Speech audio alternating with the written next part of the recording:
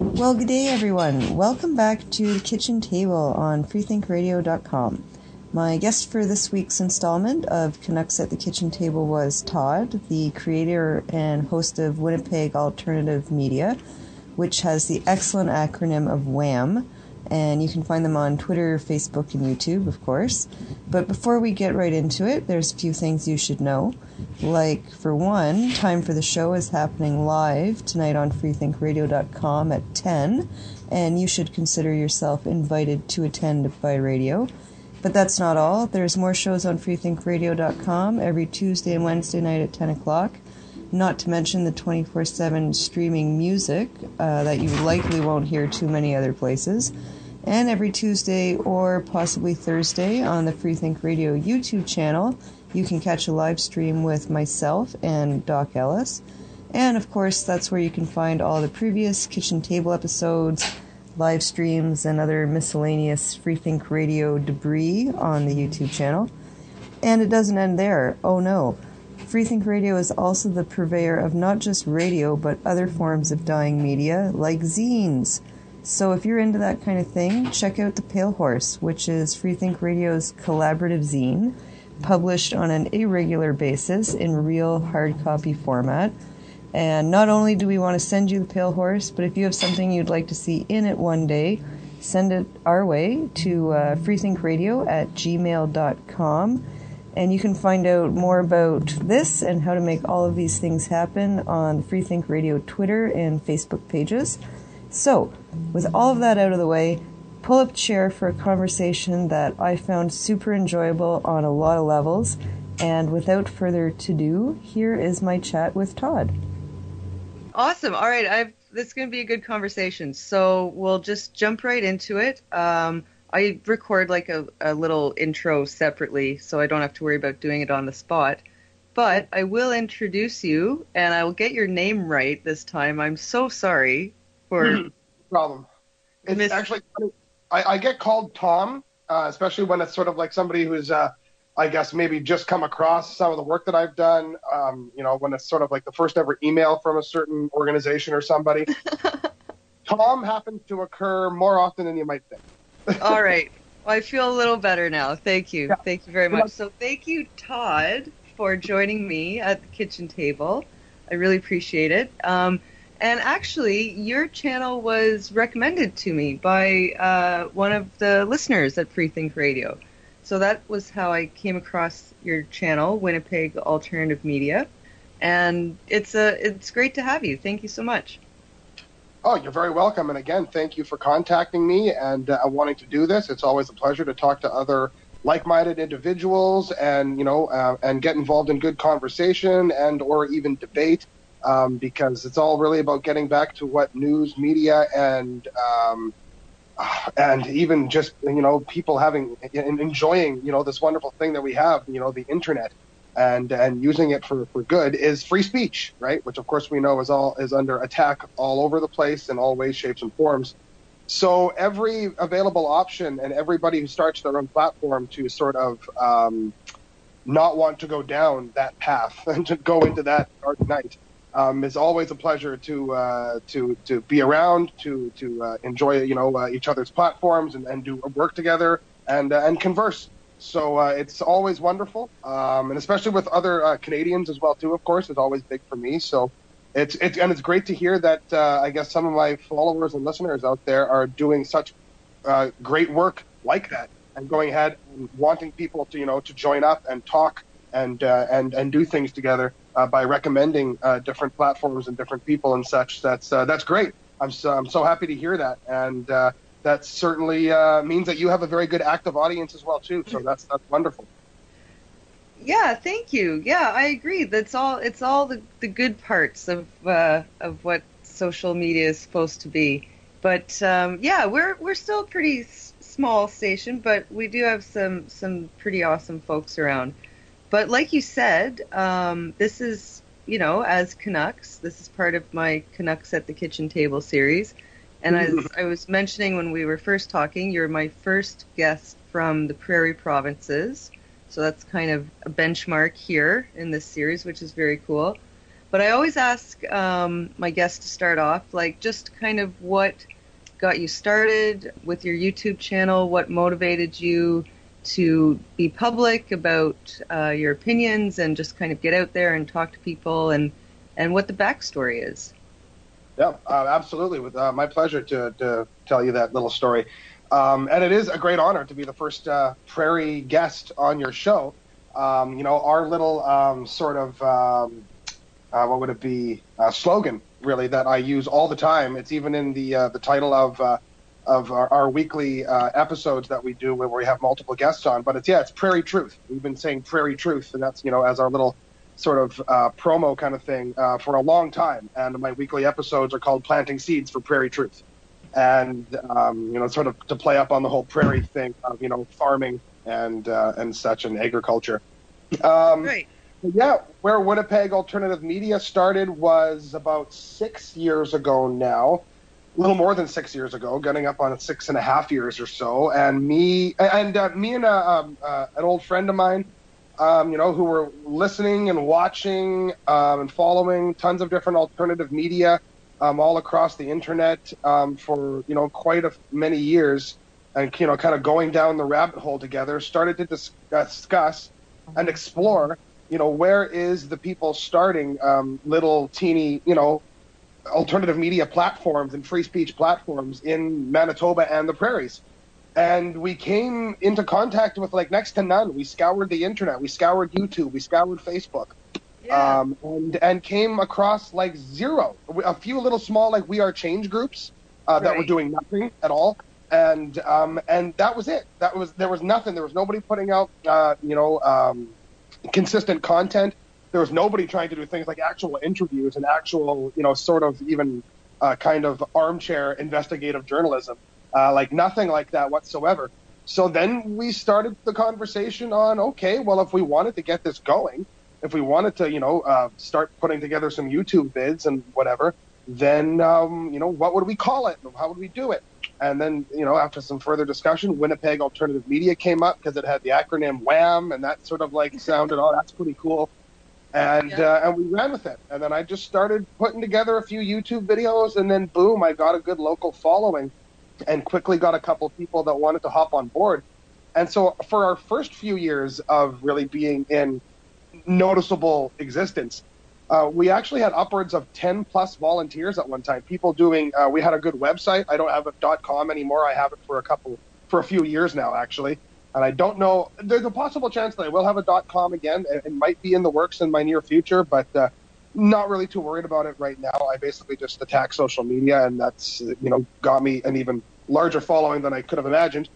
Yeah. So we got people doing a website for us. I kind of built the first website, and then I had somebody hop on board that was way better at doing it, and we had a really good website that was getting very high traffic. We were going toe-to-toe with the Winnipeg Free Press over certain stories. I had a couple people doing video editing, a couple people doing different, ideas of their own, writing articles, shooting videos, and it was really, really taking off, and we were getting a lot done.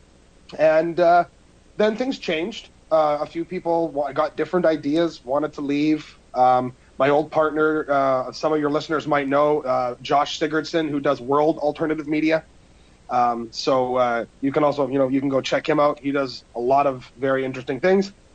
But I decided to stick with the home base because it was always my real original idea to, even if it grew bigger than just Winnipeg, it was still my idea to always keep a strong home base and kind of want to be the alternative media and the alternative source for your community.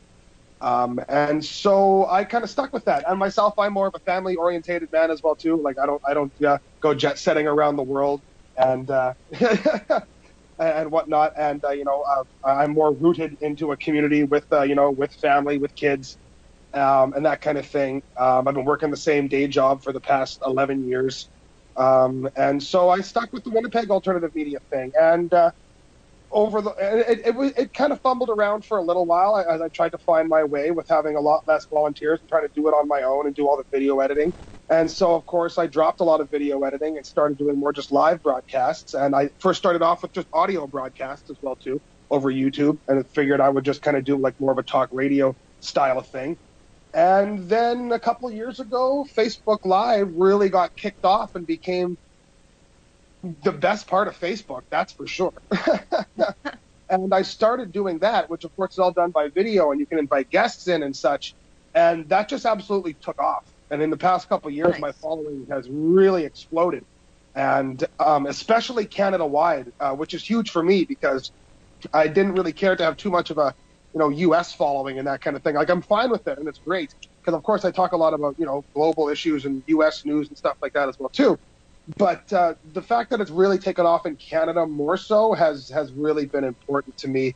And, so now, we still have the YouTube channel kicking. I do, when we do our weekly episodes of Planting Seeds for Prairie Truth, we broadcast live over Facebook and YouTube simultaneously, video. Although the YouTube guests can't see the Facebook Live guests, but they can hear the audio like it's a phone call. We have it all set up for that. So it works really, really well. And it's really much better developed, this platform called Winnipeg Alternative Media. And, and that's basically where I'm at. Of course, we're on Twitter and Instagram as well, too, at WPG Alt Media and that as well, too. So we do kind of do our best to sort of hit all different kind of social media bases. And it's been great, especially the last 6 months or so has been really, really huge. And we've started to get just all kinds of amazing interviews. Just tonight, while I was sitting at a restaurant with my girlfriend, I was having a phone conversation with somebody from Alberta who knows all this incredible wealth of information from being around guns and working in gun licensing his whole life about what the licensing really is and how the government is still kind of has all kinds of legislation to want to actually still, disarm the people, basically, and can easily pull off gun confiscation without having to really ask anybody. And that's an interview that I can't wait to do, and I'm supposed to be maybe doing it now next week. And it just keeps getting better, really. And it's been really exciting. And I only have good Canadians to thank for that.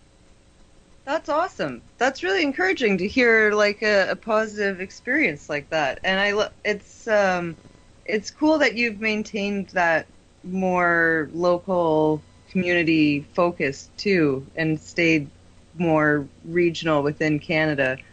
Because, for sure. Yeah, exactly. It seems like even with things like YouTube and independent content creators, Canadians always end up going to the States, just like in the big time. We all so some of us have to stick around. Yeah, or they cater a lot to U.S. news. But there is a lot of great Canadians out there, especially doing the Facebook Live thing with huge audiences, like several hundred people watching at a time, and then as soon as they're done, it gets like several hundred shares to people's different individual pages, and then it gets thousands of views, and it just keeps growing.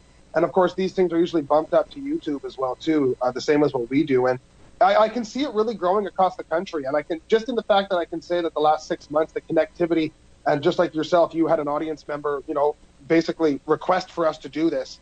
Yeah, is a perfect example of what I'm saying, because it's absolutely taking place. And, a rapid pace. Like, you're never, I don't know, sometimes I guess it seems hard to see it if you're just kind of like, stuck in your day-to-day grind and you're not looking too much beyond your nose. But when you kind of really dig into it and throw yourself out there, it can become a lot easier to see that, people at a quite surprisingly rapid pace are ditching the mainstream media. Canadians are leaving CBC and CTV, and they are looking to the internet, and they are looking for alternative media, and they are starting to bend an ear towards what the mainstream media already told them, was evil and don't listen to those guys. The facade is definitely starting to crash, and the new media is being born, and its connectivity I see growing at a pretty decent pace, and it's great, and it's just great to be a part of. Of course, it comes with its downsides and its backlashes. Like, don't think I haven't gone through personal things because of this. Like, say, having to go up against when, say, the local Antifa doesn't like what I'm doing, doesn't like who I'm interviewing, doesn't like me speaking about some of the things I don't like them doing. Oh yes, you get the doxing, you get them wanting to get you, fired from your job. You get all kinds of really nasty business. Absolutely. So there is, I made it sound really, really good and positive and bright at the first one, and I would like to leave it at that, because that is the still winning emotion there. That is the overwhelming, yes. But no, it can certainly, if you really want to go, press some of the more current issues and be involved in really good, hardcore free speech and even engage with people that you might even disagree with on some points, but that you really want to talk to anyways, you'll encounter some backlash, and some of that backlash can be downright nasty. But if you're not up to the challenge, of course, as the old saying goes, if you can't stand the heat, get out of the kitchen. Absolutely. And sometimes I wonder how much of the general public is kind of like just unaware of what's going on with like controversial topics in politics and culture and, fake news versus conspiracy versus all of these things that are really current right now. How much people are either just unaware of it because they're not really plugged in, or how much they're just don't comment more out of like a fear or an anxiety about putting their neck out. Oh, sure. Yeah. Like how many people are just actually know in their mind that there's a big problem, that there's things that are wrong, that there are people from the top down, attacking free speech, judging and lying about people continuously, so on and so forth, and just can't stand to face it. Because like you said, you face things like doxing, like people calling your work, calling your family, like all of these things that no one wants to deal with. Yes. Yeah. Of course, no. And that's the crazy thing, too, is like things with when you have to go face some of these people, whether they're actually Antifa or they're just sort of from the crazed left in a sense, then, they'll get extremely angry at you for just talking to someone. They do the guilt by association thing all the time. So you can't talk to someone who they've deemed evil. And then when you go like, well, I disagree with that notion entirely. There's all this stuff that they want to do to you. There's all this freaking out. There's the doxing. There's stuff like that. And there's all the things they'll call you. They'll call you a racist. They'll call you all these things. They'll threaten you with like you wanting to do things to your name in the community or whatever. Yeah. And yet, of course, doing that is absolutely the one thing that they hate being called, basically a form of terrorism. I mean, doxing in itself is the worst. I mean, wanting to spend the internet to make up your own little story about how you think this person or this organization is involved in this crazy story that basically you're basically making up is an absolute act of terrorism, basically, just in itself, and it's nasty. They can't stand hearing it. They can't stand being called anything like that. They'll call you a racist for calling them terrorists. It's absolutely terrible because, of course, from the side of things of somebody like myself who just wants to sit there and go, well, I'm taking a look at your actions and what you do to other people. And it's funny because you'll get laughed at for being a conspiracy theorist, right? But yet you go take a look at, lots of different websites around Canada, like, antihate.ca or antiracism.ca. Anti-hate. Yellow Vests Exposed. They're all Antifa sort of like front websites and blogs. And all of their stuff is just a couple of Facebook photos and then their opinion. That's every single time. That's what it is. It's absolutely conspiracy theory. In fact, it looks like way more loose end conspiracy theory and way more just pure judgment than anything. And of course, but you can't say anything about them. And if you call them a terrorist for wanting to use weird conspiracies like that to go personally attack people, then of course you are deserving of far more pain and anguish. And the mainstream media and other people, and we got problems here with even politicians in the country, especially like NDP and Liberal, where they back these kind of things. They're fine with it. They let it go. They almost, as far as I'm concerned, they're basically telling groups like Antifa to like, go, attack, go get them. And the mainstream media will always take their side, which is a really, really whack job thing that's going on in this country right now. And hopefully one of the things that is starting to kind of get people to wake up away from the mainstream media. Because how could you possibly be listening to this garbage of every single time an event just has to be randomly shut down and a whole group of people just randomly judged and lied about? The mainstream media doesn't even take a look at what Antifa is saying and stuff like that. They just kind of run it as, well, nobody should be angry about this having to be shut down because this event was shut down by anti-racists. So that's it. Why would you be mad about that? And it's like, well, you didn't even take a look at what they thought was like their story, their facts on how that event had to be shut down and why those people need to be demonized. you never tell the story. It's just, well, nobody can be mad about that happening because the group that made it happen claims to be anti-racist, so excuse me. And it's unfrickin' believable. It is. They totally look the other way from that side of the story. And it's crazy that they could just, it's basically how it seems to go down. It's like, well, they're called Antifa, so they're anti-fascists, right? So they can't be authoritarian whack jobs. It's in their name. Like, yeah, they're the ones always making fun of the conspiracy theorists. So there's no way they run their entire dog and pony show off of loose end conspiracies. It's like, well, then go take a look at all their websites and their blog sites. That's exactly what it is. They're literally, they have little weird articles with like 6 Facebook photos of like, oh, here's Maxime Bernier with like 5 different people at different rallies from across Canada the past year. And some of those people we know to be racist. So Maxime Bernier and the People's Party of Canada, racists. Yeah. Yeah, the guilt by association is really getting just like shameless. But that's a really good segue into something else I wanted to talk to you about. Kind of like this growing adversity between establishment, mainstream, kind of old school media corporations and online, not even just online outlets and content creators, but even just people on Twitter. And the kind of growing tension there and kind of how you view that and what you think will come of it. And a really good example was just recently there was a hashtag trending called Trudeau Must Go. I don't know if you saw it or not. But anyway, so this Trudeau Must Go hashtag started trending in Canada.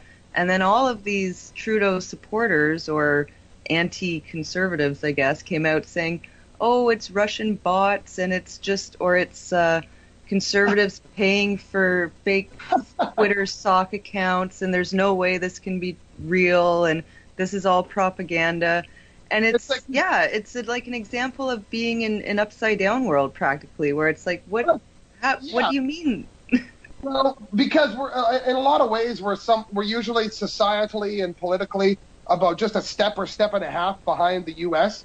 And so that's the exact reaction that every single Democrat supporter had when Trump won in 2016. Yeah. It was, oh, this must be a lie. They stole it. You know, the Russian collusion thing is still happening, even though all the reports and all the investigation has been done. Endless. We don't even know where the actual real Russian collusion was with the Clinton campaign. We really know where the fake dossier was funded by the Clintons. You know, everything else that has come out, and it's been absolutely lawful.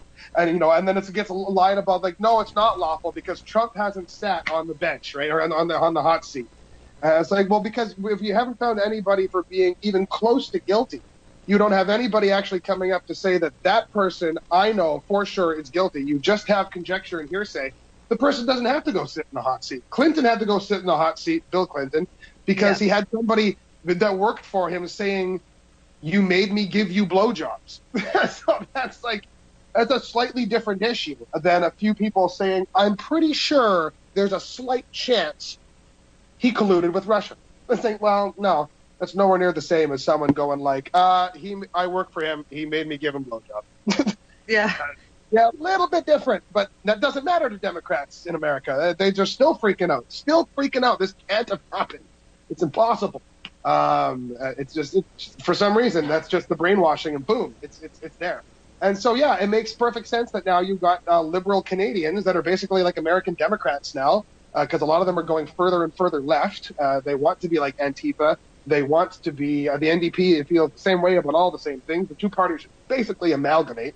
And they love socialism. Canada's kind of socialist already. They'd like to see it more so, and probably furthermore into something that would be, of course, like you have some of the now new Democrats in America, like Alexandria Cortez and Ilhan Omar and a few others as well too, all talking about basically communism in America. Are you going to start to hear people on the far left in Canada saying the same things?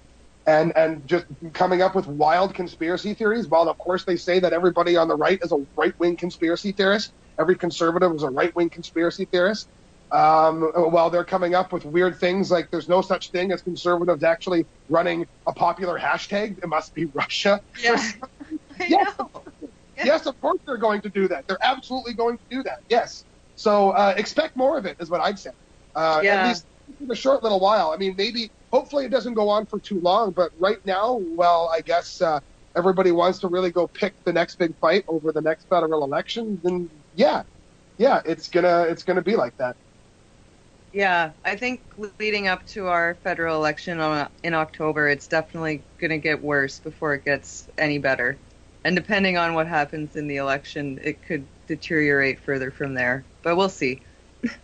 Yeah, no kidding. I mean, there's a lot of really interesting little stories to follow there. Of course, I'm no fan of the whole lesser of two evils style of voting, which seems like a lot of Canadians are doing. So people have jumped the Trudeau bandwagon, which is of course perfectly understandable and of course a good thing. But they also kind of know that Andrew Scheer is not exactly the most conservative. He's kind of more of a centrist. He's very much loosened on a lot of his original kind of stances going back a year ago in the last year. And I've heard a lot of complaints and talks about that. Of course, that's where the PPC comes in and starts to clean up a lot of votes. Then you get people pissed off about that because they think Bernier is just kind of splitting the conservative vote, and that's just going to hurt Canada further because that means a Trudeau win. And all these intricate little stories. And then you've got other people in the mix now that I've been talking to. You've got the Veterans Coalition Party that's now spreading across Canada. And I've been talking to a lot of their people, and there's interesting stuff happening there. Will it matter much for this election? Maybe not, but it's a growing thing. So in the next 4 years, watch out, maybe. There's going to be a lot that won't just be splitting the vote. Hopefully, maybe it'll be a lot more legitimate as to there being actually different ideas out there, that it doesn't just feel like splitting the conservative vote or some nonsense like that. And it can more legitimately be, no, this is like this isn't, okay, maybe it can kind of look like conservatism, but not conservatism that's discussed in the Conservative Party. This is this own thing over here. And that's only going to be a much better thing. In terms of there's the Prairie Freedom Movement and Wexit as well, too. And I just talked to Peter Downing, one of the big heads of that whole organization and political party, just last night, and did an interview with him. And so lots of different ideas about Canada, the future of Canada, the sort of the dead political system that we're dealing with. And that is hopefully only going to kind of, I don't know, revive the system. I don't want to say revive the system.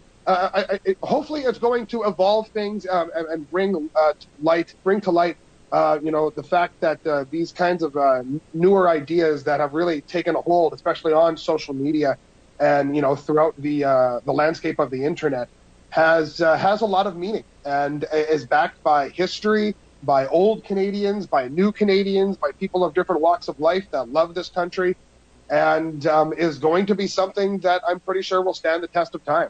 So I think no matter what happens this election, whether sort of like loosey-goosey Conservative Party headed by Andrew Scheer gets in, who won't do away with all the stuff like with that the United Nations deals to us, and all the, the fact that Canada needs to get away from being more of a globalist-run entity or globalist-run corporation, I should say. That is not taking care of itself at all anymore, and would much rather help take care of China and other, I don't know. Dude, don't even get me started. If I see one more fucking Huawei ad pop up somewhere on my internet, I'm gonna just log off forever. Yeah, no doubt. Never mind, they're pushing this terrible 5G system. But of course, what does Canada think about that? Well, no, we don't care. Our politicians, Trudeau, we love this shit. Just laugh at us and walk all over us, and we all know why you want us so much and want us to be so happy with this United Nations-run globalist communist enterprise, which is because we're completely resource-rich and we have an absolutely gigantic, gorgeous country. And go just rip our protective mentality to shreds, and we'll just sit back and take it. Well, if that's the way even the next 4 year goes, I'm thinking after those 4 years, we really will have something. And it's dangerous to want to go down that road even. You want things to get better sooner, but I don't know. Yeah.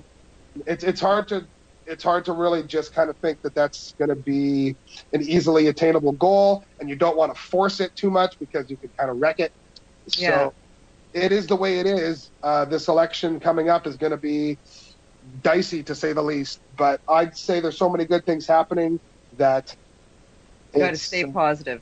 It's going to be better down the road, regardless of what happens. Yeah, I like an optimist. They're rare, I find. So, but yeah, the especially the stuff with Huawei just like raises my ire. Like the fact that Trudeau really won't even address it before the election just proves what a dummy he is. But anyway, a lot of care for his own country there. A lot of care for his the place he's supposed to be trying to protect or understand what Canadians want. Oh yeah, this is you're continuing with the Chinese communist government. Like, what on frickin' earth? Like, unbelievable, man! It's ridiculous. I mean, this is a government that has no problem with killing women and children en masse, blackbagging people and sending them into a black hole. I mean, it has no problem with harvesting organs from political prisoners. Like, it's bone chilling. Like, it's exactly. Yeah, and we currently have a prime minister that literally thinks that is a big fucking smile and a handshake worthy. Yeah. Yeah, it's really anyway, but it's slightly a sidetrack. You're making a point earlier, though, that I wanted to pick up on with the growing number of independent parties and gaining traction and just more variety of political platforms popping up. It reminds me of a topic I've talked about with a few of my other guests, and that the idea that this kind of left versus right, conservative versus liberal binary is not really applicable to most people anymore. No. And I think that's partly why there's so much more alternative media right now too, is because the mainstream or the old school media just caters to this kind of outdated old school left-right mentality. Whereas I don't think a lot of people would say, maybe in Canada, I don't know about in the States so much, but don't really consider themselves like exclusively right-wing or exclusively left-wing, except for on the kind of very extremes, and that these labels and everything and these political parties are becoming increasingly just like inaccurate and inept kind of. Right, and that's only going to grow, and it's a good thing. See, that's why I try to remain as an optimist, because this is all happening for a very good reason, actually. I mean, myself, I'm a Christian as well, too, so I do also have my very spiritual, beliefs about, the way this works as well. Okay. And I basically see it is because we live in a time and day, which is, we live in a day and age, I should say, is the better way to say it. People talking about the time of day, because it's about like 9 o'clock right now. No, because we live in a day and age where we kind of happen to almost be, lucky, actually, as much pain and confusion and chaos comes with it. We live in a day and age where evil is really announcing itself. It's really separating the sides. It's really being like, you really want to be a Democrat, you really want to be the new age liberal, you really want to be Antifa or whatever, then you have to go along with some of the most insane, completely evil shit that you can't even it's like you've got to actually pick that. You got to announce and be okay with, I am godless, I am evil. Like I worship like some really nasty shit. I will lie, I will judge, I will do whatever. Like that's me. That's what my focus is. That's what my political party does. That's what my news media does. That's what my Hollywood does. That's what I put my money towards. That is me. That creates more people then on the other side going like, okay, well, I really need to understand then, how to not be that. So you're not just going to pick the watered down conservative party. Like, why? The day and age is coming, to where people are going to be completely done with thinking that, oh, I read that political platform and, because I'm sick and tired of the last 4 years of such and such. And so I read the other party's platform and I agree with about 50% of it, but that seems better than where I'm at with this current government, so I'm going that way next. No, that's going to be done with. Who wants to vote and agree and be ruled over something that you agree with 50% of what they say and do? Like, what in the hell? The parents' generation should have realized that as well too, but well, that didn't happen. So we have to pick up the pieces. And because, again, we get lucky with living in a day and age where evil is just saying like, hey, we're like white hot evil. Like, we just hate things. We hate people. We hate kids. We hate families. We hate happiness. We hate, we hate the human experience, basically. We hate free speech. We hate people actually going out and exploring their own world, whatever. And protecting themselves as well, too, and disagreeing with me. That it just makes it such an easier decision for people to go like, okay, well, then I need to go find something that I know actually properly speaks to me, speaks for me, and protects me, and that I can use to help protect myself. Yeah. Well, but there's another aspect to this that I'd like to get your take on, too, because as much as I think kind of leading up to the Trump election, especially in 2016 and then in the years following, there was a big growth of kind of pushback against a liberal establishment, liberal authority, liberal sensibilities in a lot of ways, and just a pushback against, it was kind of like almost like a counterculture movement of sorts, right? Because the gates were crashed down. Finally, you had somebody backed by, a gigantic news source that everybody wanted to pretend didn't exist and wasn't so powerful, but was, and of course still is, that being InfoWars, right. had broken down the gates with a president that was now talking about anti-United Nations, pro-speech, anti-communism, anti-war, basically at the same time as well, too. Like, let's bring back the troops. Let's end these small, all of that stuff, wanting to get a much better discussion done with climate change other than just towing the line of the IPCC and the United Nations again. And just to announce, Americanism, not globalism, was something incredible, because most other countries around the world were not joining this whole thing that we've been brainwashed here in North America for so long, and the Western world, of course, Europe as well, too. Why do you think Brexit is doing so well right now? Is because we were told that we were supposed to just be one with the world and it would make things better. But the people who sold us that idea were not talking about making a positive level playing field. They were talking about knocking everything down to the lowest common denominator and eating up everything for themselves. And as people finally started to figure that out, as we went down that dark path, people knew it in their subconscious, could feel the way this was going. And when all of a sudden those gates just exploded open back in 2016, then again, like I was just saying, it made the other side finally announce itself for the way that it really was, while being more silent and just kind of sitting more on the bench and watching this go on, hoping that, that any kind of patriotic pride, any kind of pride for, I don't know, any kind of sense or pride for where you, I don't know, if you, it's the most incredible thing to imagine. I don't know. It's not where you came from. I don't know, some sort of just a different sense of community and history than they have, I guess, which makes no sense at all, because they all have community and history all the same, but they got some different feeling about the way you're supposed to feel about it and celebrate it. And apparently there's a lot of us who do it wrong. And they had always been just kind of sitting back, hoping that side was always silently winning. And then all of a sudden that just came to a crashing halt in 2016. And because then you had mainstream media being made fun of. And funny enough, they would have expected it in 2013, 14, and 15, but the people who watch CNN are apparently some very rabid monsters. And when you make fun of their little baby, they go to war. Well, and this is kind of where I was going with it too, though, is like you were describing, I think, what happened, like, spot on. But now, more recently, it kind of seems like that, like, crashing down of the gates, the way you put it, has kind of been, like, drawn back a bit. And I'm thinking, like, because a lot of the people, and it kind of ties in with what you were saying about staying as, like, a local or a community-oriented kind of site versus the jet set class, because it seems like a lot of these personalities rode in on that wave, kind of touting, like, free speech and a lot of these things that were counter to progressivism. And now a lot of them have either been deplatformed or unfortunately have kind of been like called out as phonies. So it kind of feels like it's almost been a bit of a setback in some ways, or I don't know. I'd be interested to hear your take on that end of it.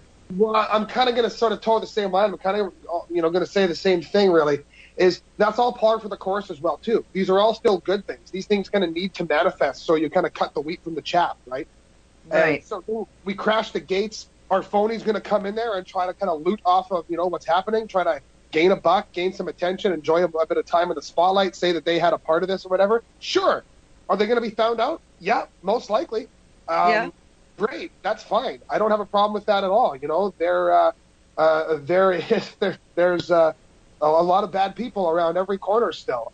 Even hiding of good parts of like the truth movement and the free speech movement and all of that. Absolutely, and the anti-globalist movement. Yeah, no doubt. And that's just the way it goes. That's just kind of part of the human experiment, the human experience.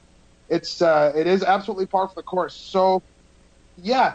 There's okay, and then so the other thing that it does, like you kind of mentioned, so then alerts the other side to go further on the attack and push more, and push more weapons and up their artillery even more, and then go further into wanting to further into censorship, further into full out banning, further into their attacks against free speech and free expression. Exactly. And that's good. That again brings them out even more. So now you got people banned, now you got people censored, so on and so forth. But we still all get to watch that and cover it, and the word is still out, and it's only helped kind of grow, this other side of the real truth and freedom movement. And so so be it. It's just it has to happen. If these things don't happen, and even don't happen in a timely fashion, then I'd say we're off track or we're losing time. And it's good that these things go that way, because if it doesn't, then, like I just said, we'll lose out more. So, there's people who are going to experience some hardships. Like I even said at the beginning of the show, it absolutely has to happen. Yeah. You're going to get your... That's interesting. I haven't talked to someone yet who contextualized it that way and as just part of the process, basically. I think that's a perspective really worth. Well, what a lot of us haven't been talking about enough, but I'm finally starting to hear a little bit more, and it's one thing that I'm going to be made sure to be pretty hard line on, because I'm kind of excited even right now by hearing your response, because I keep getting the same response where when people hear me start to say this, I see the light bulb go off, like, oh shit, how did I miss that? And what we're missing in a large part of our conversation, and a large part of this great new connectivity in the new media, and us all discovering ourselves and connecting and growing the conversation and growing the awareness and really further impacting our communities and the world around us, is one of the best things that we're doing is drawing out the evil, drawing out the bad ideas and the people who are going to do them. And that has to be what is really the main goal here for the most part. And yes, you're going to have victims in that process. You're going to have chaos and some disasters maybe in that process. But if we don't understand that as a part of what we're doing and a part of the great part of this experience, and being a part of what this new media is and what this awakening and this movement is really all about, then we're missing the point by a long shot. Yeah.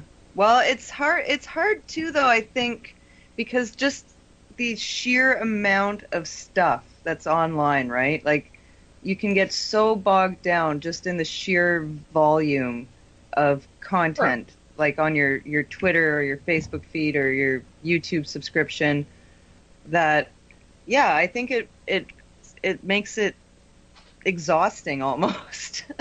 That's why it's better to just talk to people, right? Like doing a show like yours, and trying to do what I've been doing more, and just inviting guests on, because it is exhausting to just go scour the world's news on the internet, scour what everybody thinks of the world's news on social media, and I mean, you're going to get an ever-evolving, chaotic and confusing picture that way, really, no matter how strong-minded you are, as far as I'm concerned. Yeah. It's just always going to eat back and eat away at you. So it's sometimes better to just kind of go, look, I have a pretty good idea of what's happening in my world right now. I can kind of, I think I got a bit of my thumb on the pulse of what people are feeling on kind of even different sides of, some of the major issues right now. And, if I'm going to run a platform that's based on free speech, then okay, I'll read some headlines, of course, but then I just want to talk to people. So getting back to, because you're my first prairie guest and because you are like more locally focused than a lot of other podcasters. Well, yeah, I was going to say too, just to add to that or whatever, when I say locally focused, I mean, like we talk about home gardening and strictly Winnipeg news and, family stuff and, kids stuff and like that often enough as well too. Like, yeah, we try awesome. to keep it close to home. Nice. Well, I was going to ask because, no disrespect, but the prairies are like the flyover provinces of Canada and they don't get the attention they deserve.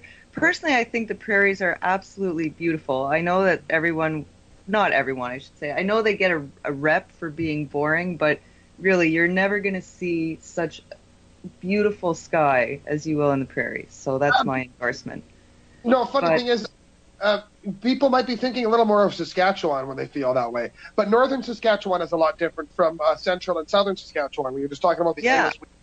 And the fact that, yes, the Trans-Canada does actually go in a perfectly straight line for like hundreds of kilometers.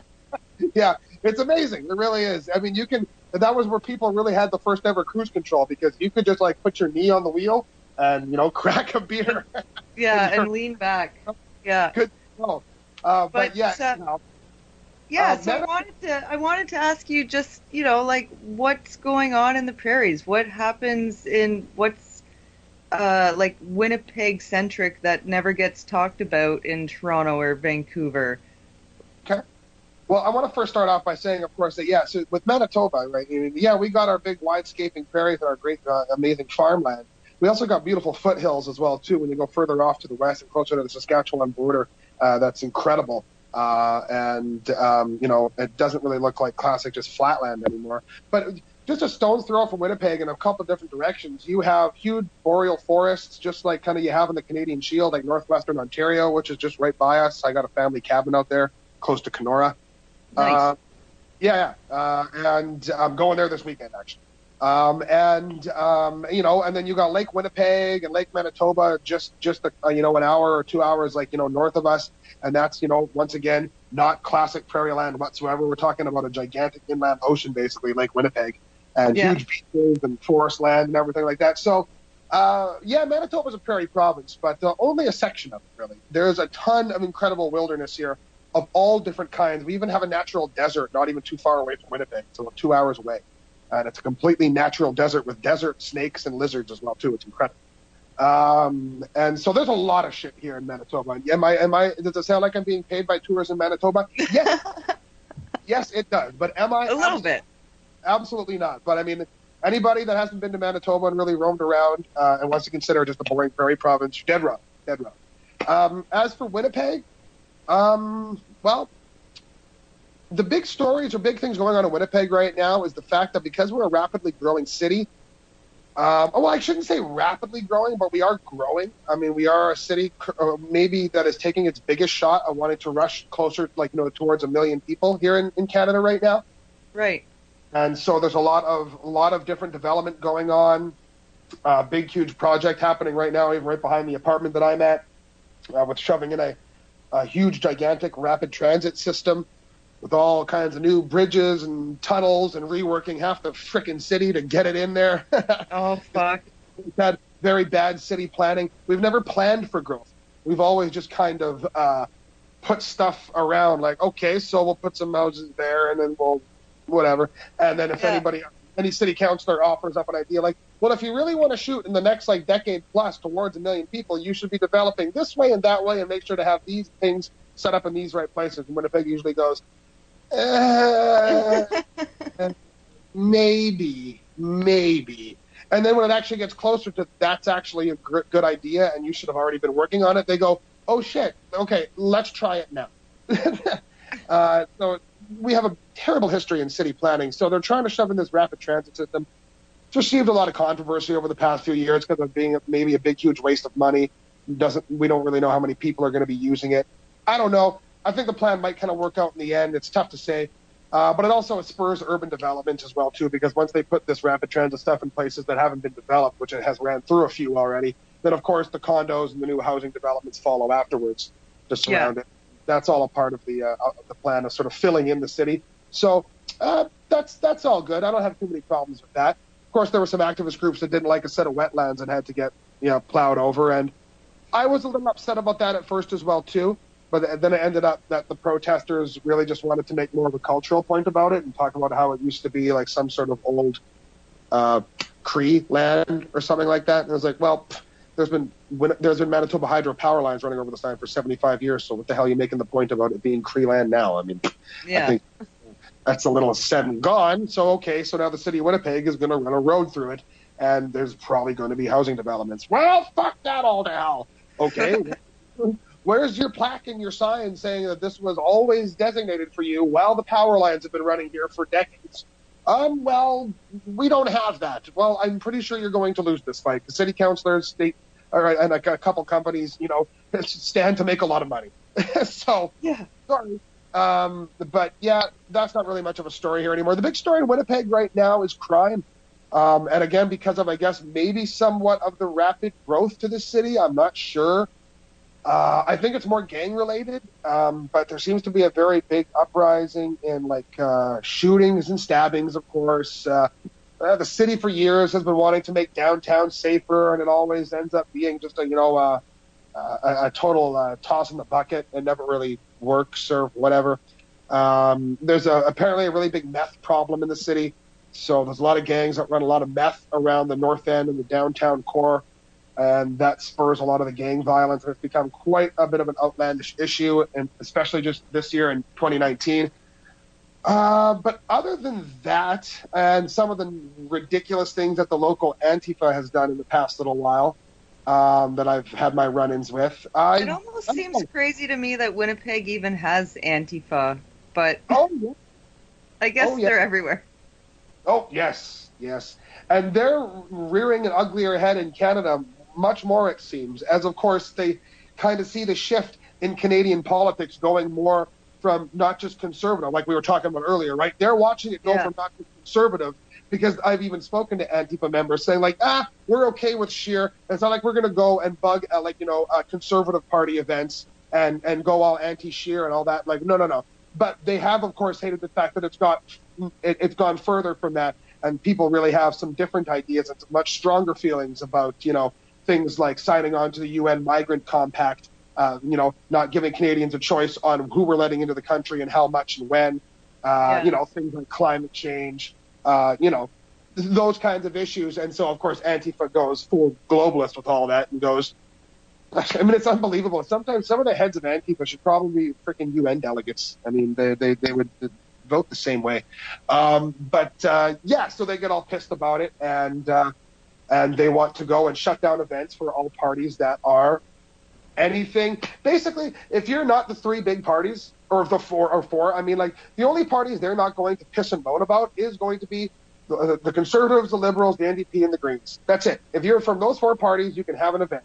And this goes all across the country. But if you're from any other party, the Veterans Coalition Party, the People Parties of Canada, actually, well, the Libertarian Party is also, I should mention Libertarian Party and Tim Moen.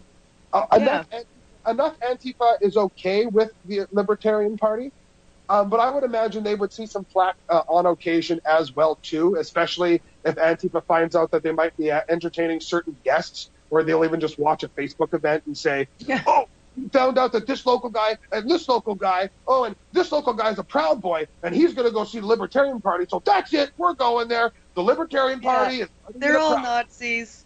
They're all Nazis. They're all Zig Heiling at that event tonight.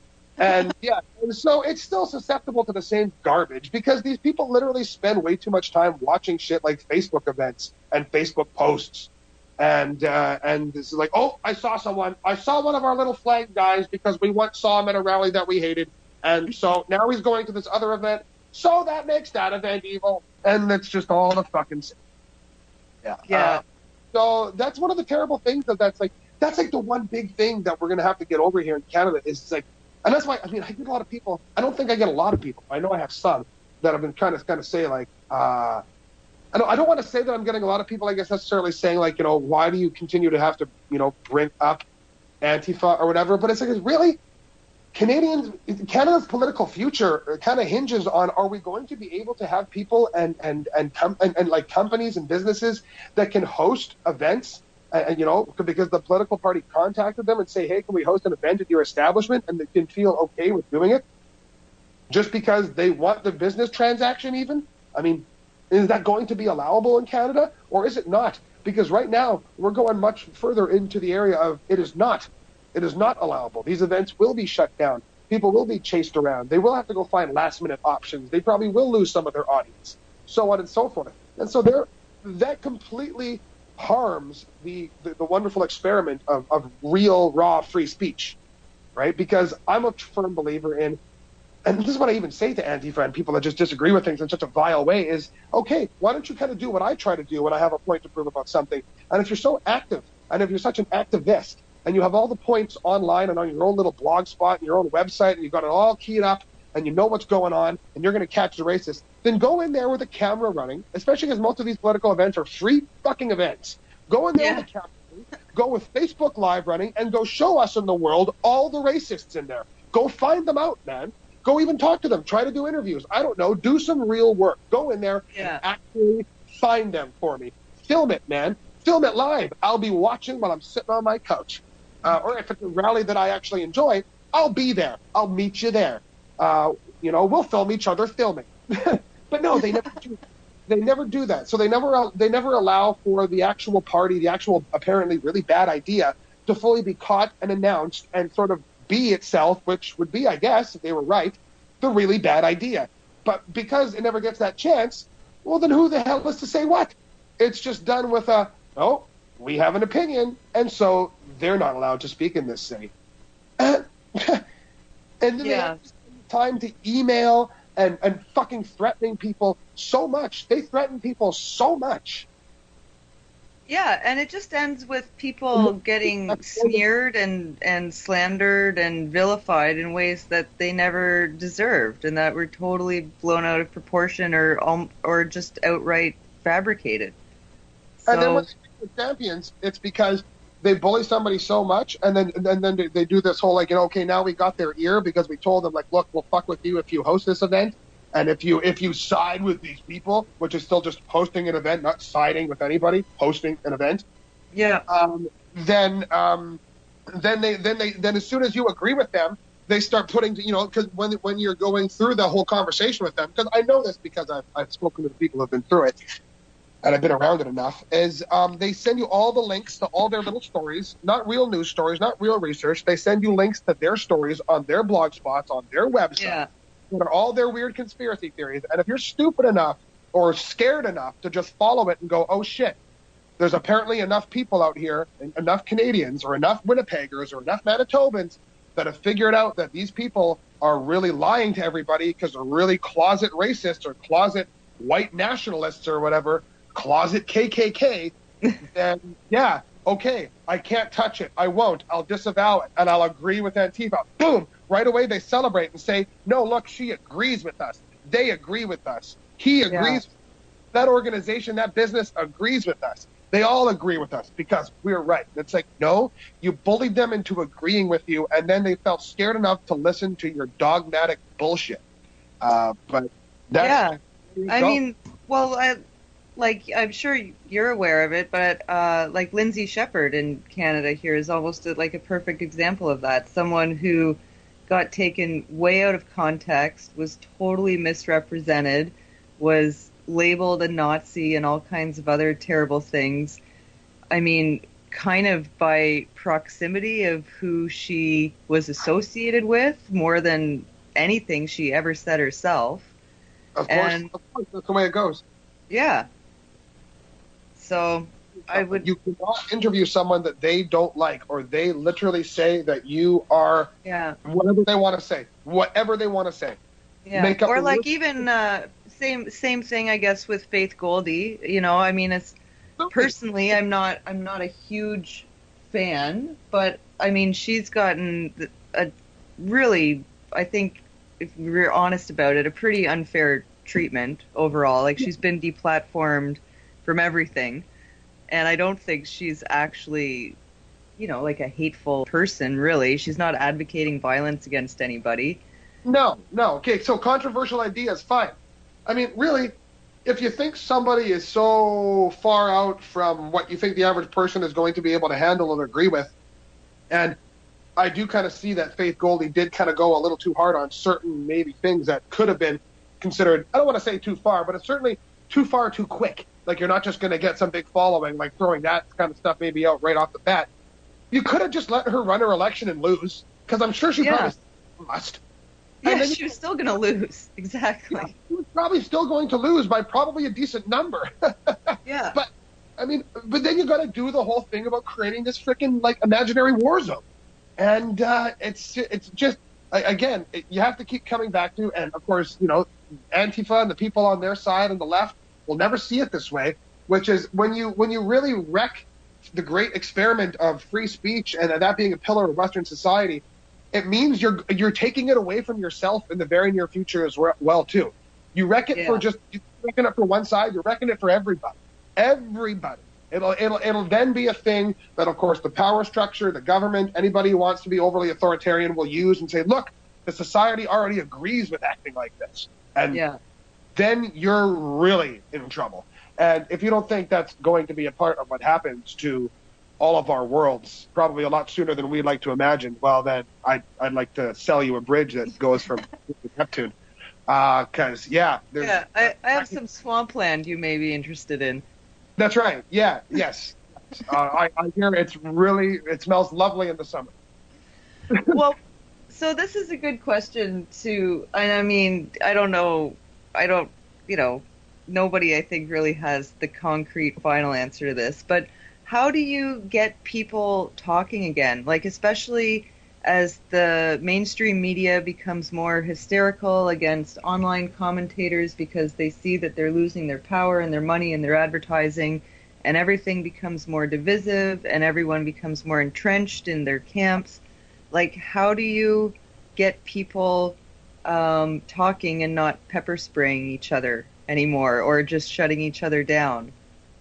By doing what we're doing right now, by acting on your gut instinct, by acting on your moral compass, by promoting exactly that, by wanting to talk to people who want to talk about that, about wanting to better discover and promote what I would imagine is probably still going to be fairly the same throughout most people, which is, the active moral compass and, and what we believe to be right and healthy in this world.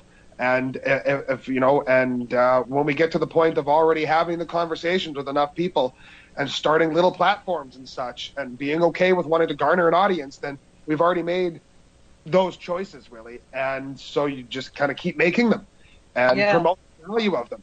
And that's really about all you can do. And other than that, you do everything that's, of course, the best thing, that speaks to those same values when you're offline, right?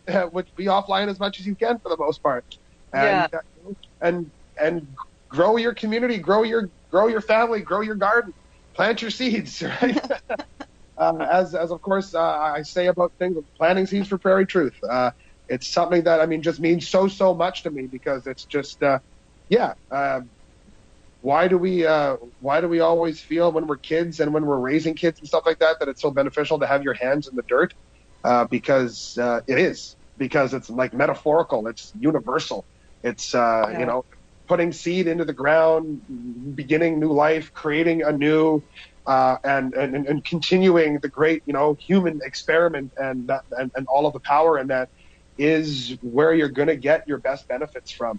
And when you can go online and then talk to people about those things and grow those ideas and almost kind of de-stress yourself and other people as well too about all the political fodder, all the issues like we have just discussed here that, of course, even ourselves in talking about it have got worked up. We've engaged in the stress, these issues and all these things. And of course, but it's real and it's fine. You have to face them. You have to be aware of them. You don't want to ignore them, but you want to be even more aware and even more actively promote, I'd say, as we get further into this and down this road, in calling out the other side and knowing how much they feel empowered by their own judgment, their own evil, their own ego, the more that we have to be more empowered with the exact opposite of that, basically, and going, okay, well, we love watching our garden grow and the barbecue I'm having with my family tomorrow. And those are just about as powerful news items in this day and age as Trudeau must go. Yeah. Yeah. Man, this has been a very uplifting conversation, Todd, I must say. And I was going to, I've been asking a lot of people, too, as part of this, talking to Canadian commentators series, what they thought common ground would be between, these warring political and cultural camps. But I think you just answered that question perfectly, too. Like, the common ground is literally the ground. And, everyone has that common interest in nurturing their family and their community and planting and growing. And, yeah, I think you summed it up. Thank you. Language is a powerful thing. It's something I talk about often enough as well, too, isn't it that, that phrase right there, and there's so many of them. You could write a book about it. People don't understand the power of language, the power of words. Much more people should do a little bit of studying into etymology and study the history of words. It's so important. It makes you think more. It makes you a much better critical thinker. Just trying to be a critical thinker is half the battle. When you really understand the actual language, the actual words that you're using, that is building your ideas and your thoughts and your communication, then being a critical thinker is like a far better ballgame, a far different ballgame. But take a look at that phrase, common ground. Yeah, common ground. Yeah, the ground. Absolutely. Yeah, those words aren't just there just for no reason. Somebody didn't just spit that out and it became a thing. They're like, no, those words are powerful. It has meaning. Yes, of course, our common ground is the ground and is what we want to do with it and do on it. And the more basic and at home those sensibilities are, the more we're going to find our common ground.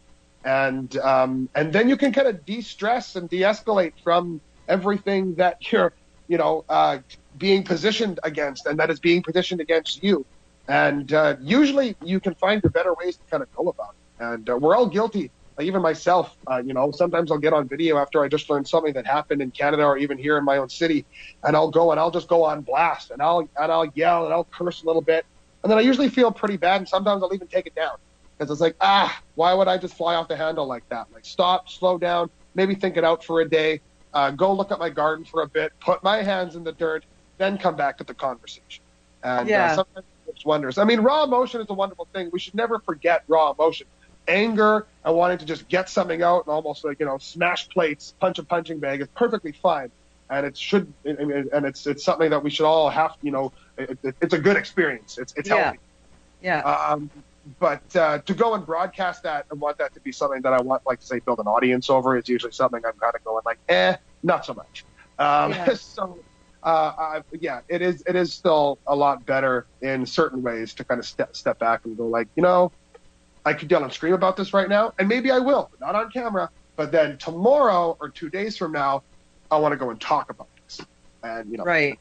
It's like that. Yeah. And that's just me kind of speaking more about my own show in Winnipeg Alternative Media more than myself. If I want to yell and scream about something, I'll find the place to do it. And damn it, I'll do it. Yeah. I keep trying to come back to in my own thinking and in my own things that I talk about on Winnipeg Alternative Media to what I've just been saying here in the last 10 minutes, which is some of those, the bare necessities, the basics, are I don't want to just say the ties that bind. They're just they're so full of life. They're so important because without them you have nothing. It's as simple as that. Why do you think those are some of the core things that we see getting attacked by those who fully want to be like, I am completely evil. I don't care about anybody but myself. I am all for my own agenda and I'll steamroll anybody. I have my opinion and that's the end of the world. Is they seem to really have a very strong distaste for those types of things because of usually pain in their own history and their own background.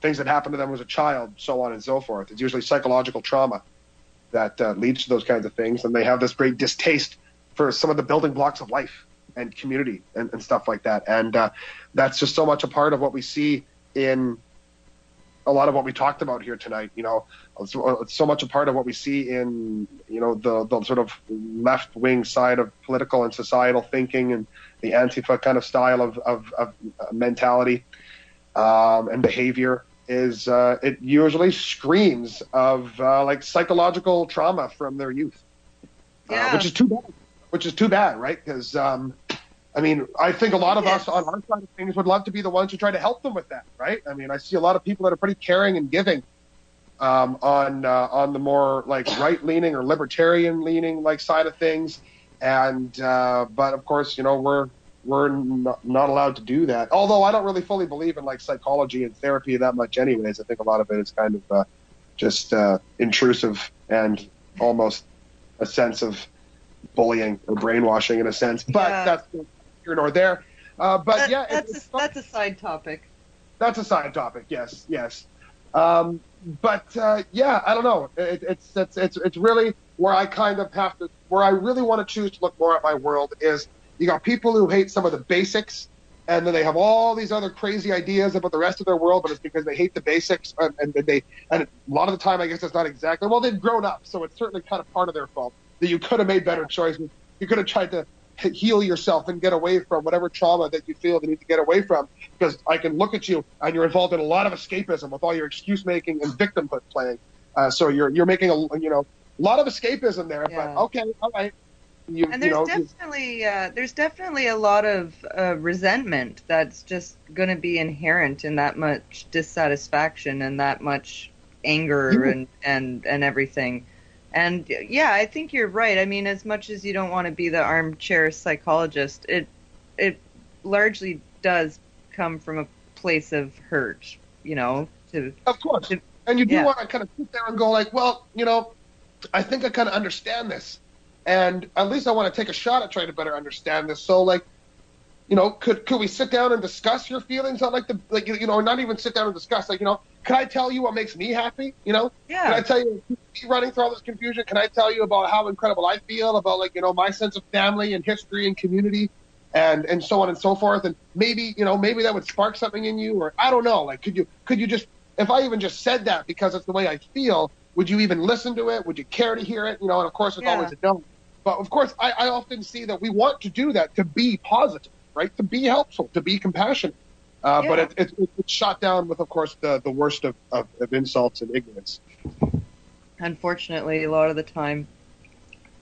Yeah, which is really terrible. But you know what? Again, this all is stuff that has to manifest. This all has to come to pass. So I see a lot of. I see a lot of, again, hope in that future as well, too, where I think a lot of the kids or a lot of the people that are still growing up watching some of this are going to kind of go like, that's batshit crazy. I'm not doing this. I don't know why my parents, who somehow still had me, and then maybe hated me, I don't know, were so weird about, like, all their weird shit. Like, they, I don't know, they hated everybody, and they always were trying to tell me all these, I don't know. I could just imagine the pressure of growing up in a household that's basically like two sort of like SJW parents or whatever like that. And I'm sure the kids are going to grow up being like, I'm going to go cause as much shit and learn the hard way in life as much as I fucking can because these people are insane. Yeah. When they hit like 14 years old. Yeah, and that's kind of the funny thing too that I think is even kind of happening right now is that kind of liberal progressive culture that really took hold like 60s and 70s and then kind of became the establishment in and of itself, and it's just a natural cycle that there's going to be a rebellion against that, that it's going to take its kind of power and authority too seriously and too far eventually, and there's going to be a backlash. Absolutely. Yeah, absolutely. So this overwhelming sort of new age hippieism that's going like, there is no gender and everyone can be a purple elephant and we'll all go pee together on the same floor. We don't even need a washroom anymore. We'll just pee on the floor in the corner. We don't want to build more washrooms because then we'd be killing the earth. Their kids are going to be looking at them going like, you are fucked, man. Yeah, like, how come you never gave me a bathroom, Mom? Yeah. Or not Mom, whatever. That's why the only thing you see is them trying to brainwash their kids into it, force them into it, basically actually hurting their kids, like, directly. actually traumatizing their children directly, to be a part of their special little club that they think they're going to get, like, I don't know, a free magazine from or some bullshit. It's ridiculous. No, really. Okay, so there's the kids that are going to be literally forced to do this and forced into all kinds of weird versions of thinking about themselves and the world around them. And then there's going to be the vast majority of kids who are going to take a look at probably a lot of parents that kind of like try to toe that line, and they're kind of goofy and silly, and they're probably going to have not much of a spine and raise their kids sort of all fucking weird. And those kids are going to grow up and go, and yeah, they're going to what's the word I'm looking for? They're going to go back at it for sure. Yeah. Revolt, whatever the sense. Yeah. Yes. They're going to absolutely kind of go like, you're crazy. Like, you didn't want me to actually see the world for what it is at all. Because the world is still going to. Like, these people are forgetting because it happened to them once. They've just done a very good job at forgetting about it. But the world and its harsher realities will still most likely slap a lot of them in the face when they hit 15, 16 and such. And then they're going to be looking back at their parents going like, what the fuck did you just set me up for, man? And that's it. That's going to be the end of that. And then that political class will be much more down the hole, because they will have raised a generation of children who will be like, not having it. A lot of them already are not having it. And I think they're doing it in a much more intelligent way. I don't even think it's going to be a big fuck you. I think it's going to be more like a, Mom, Dad, you're crazy. And that's okay. I'm going to do better. Yeah. And now I'm moving to the Free State Project. See you the fuck later. Yeah, there's going to be something that's going to be, exactly. I'll send you the postcard from when I actually, get an awesome job and working hard for myself, got things going well for myself, and not wanting to give up all my money to sort of socialist communist taxation and stuff. And maybe if I have kids, I'll defend them. Maybe I'll even take my kids to a shooting range someday. Maybe I'll buy a cabin and cut down some trees. Maybe I'll actually build something with my own two hands. That's right. Yeah. And their parents will be going like, well, we don't know where you learned that there, son or daughter, but okay. And the kids will just be like, yeah, well, come along for the ride. You can come over anytime. Just remember that you're crazy. Well, that's, man, I just noticed, an hour and a half almost has, flown by. So we'll probably have to do this again at some point. But before we wrap it up, you were mentioning that you have a really interesting interview, it sounds like, coming up with the gun law. Yes, Todd Brown. Todd Brown from out west in Alberta. Who has his own website. I can't remember it exactly right now off the top of my head because I just spoke to him for the first time on the phone tonight. But he's 53 years old. He's got a large history in shooting and gun ownership and the licensing. And I guess he has a very large wealth of information into what the actual government's legislation is and take on gun ownership, what licensing really does to your freedom to use and protect yourself and your home and your family. And so I'm very much looking forward to speaking to him about sort of the details on, what you're really signing up for when you get the license, what that means for how easily you can lose out on one end of the deal, and what the government's position is on, gun ownership at this day and age, and what they're moving forward to with legislation that already exists and legislation that's being tabled right now. And so we're going to be talking. Gun laws are already so prohibitive, and I know that they're always looking for ways to kind of restrict them more. So I think that's going to be a really good interview to get out there, and hopefully people will learn stuff from it. Absolutely. I can't wait for it. And then other things for my audience to look forward to if you're listening to this podcast would be I'm going to be talking to the Manitoba chapter leader of the Veterans Coalition Party next week as well, too. I'm very much looking forward to that.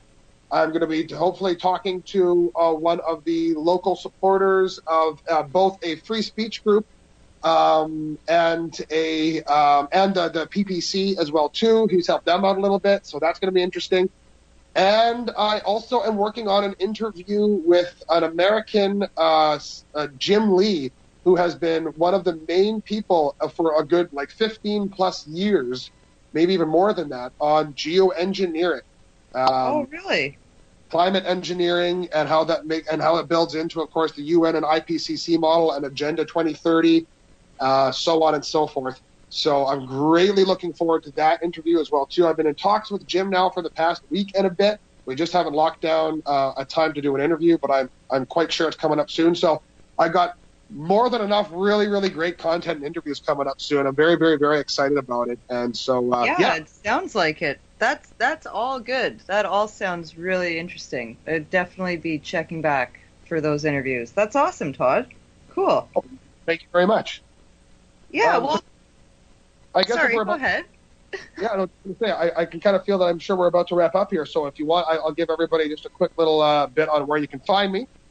Oh, absolutely. And when this is up on YouTube, I'll be sure to link it all in the description as well. Perfect. Wonderful. Thank you very much. Martha, right? Yes. Okay, great. Well, yeah, of course you can find me. Number one spot, I guess, would be Facebook, where we do a lot of our Facebook Live. We do even live interviews, live events, all different kinds of live broadcasts over Facebook. So, of course, just, Facebook Winnipeg Alternative Media. Same with us on YouTube as well, too. Just YouTube search Winnipeg Alternative Media. And then on Twitter and on Instagram at WPG Alt Media. And you can email us at winnipegaltmedia@gmail.com as well. Excellent. Yes, everyone should check it out and stay tuned for the upcoming interviews, which all sound wonderful. All right. Well, thank you so much again, Todd. This has been a real pleasure. And it was like I said, the hour and a half just flew right by. So you're welcome back anytime. We'll have to catch up with you down the road. And Absolutely. Thank you. Yeah, absolutely. And thank you to everyone for checking this conversation out. And I'll be back with more Kitchen Table podcasts every Monday at 7 o'clock on Freethink Radio. And shortly after that, they go up on the Freethink Radio YouTube site.